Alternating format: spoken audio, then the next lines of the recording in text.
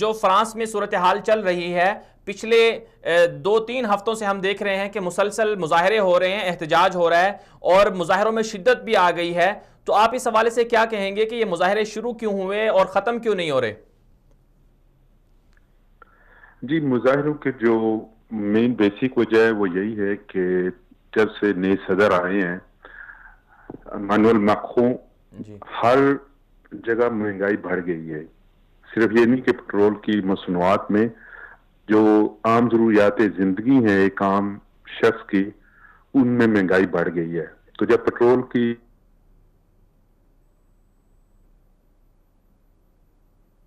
آخری دن کا ثابت ہوا، جو لوگوں کا جو غصہ تھا وہ پھر پھٹ کر باہر آ گیا۔ تو یہ سوشل میڈیا سے یہ بات شروع ہوئی کہ 17 نومبر کو پورے فرانس کو بند کیا جائے۔ اس میں کوئی مظاہروں کی بات نہیں تھی، کوئی صرف یہ تھا کہ گاڑیاں نہ چلائیں، بسوں پہ سفر نہ کریں، کوئی چیز نہیں خریدیں، پیٹرول پمپ پہ نہیں جائیں، 1 یورو خرچ نہ کریں تاکہ گورنمنٹ کو ٹیکس کی مد میں کوئی پیسہ نہ ملے۔ اسی حوالے سے پھر مظاہرہ آرگنائز ہوا، لیکن وہ پھر بڑھتے بڑھتے ایسا اتنا بڑا کہ وہ پرتشدد راستے اختیار کر لیے مظاہرین نے، خصوصی طور پہ لاسٹ ہفتے کو اور جو کل ہفتہ گزرا ہے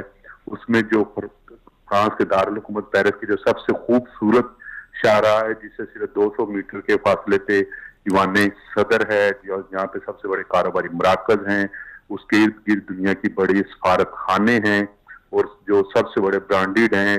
جو کمپنیز ہیں ان کے جو شو روم ہیں، تو وہاں پہ بہت پرتشدد قسم کے مظاہرے ہوئے جہاں پہ دکانوں کو، گاڑیوں کو توڑا گیا،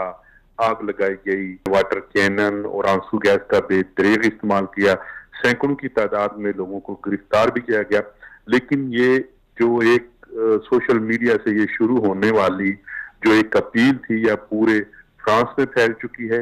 اور سب سے بڑی بات یہ ہے کہ اس میں کوئی کسی بھی قسم کی جو سیاسی انوالومنٹ ہے وہ ابھی تک نہیں ہے، یعنی کہ بالکل جو عوام ہے انہوں نے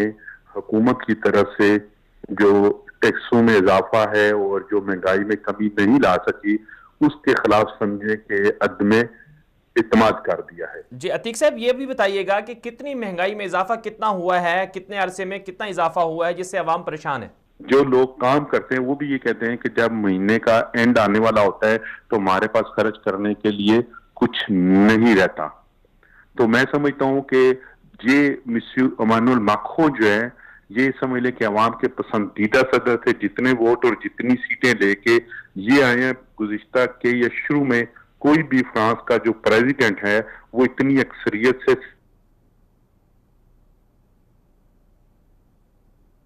کہہ سکتے ہیں کہ 1-2 سال ہوئے تھے اس پارٹی کو بنے ہوئے،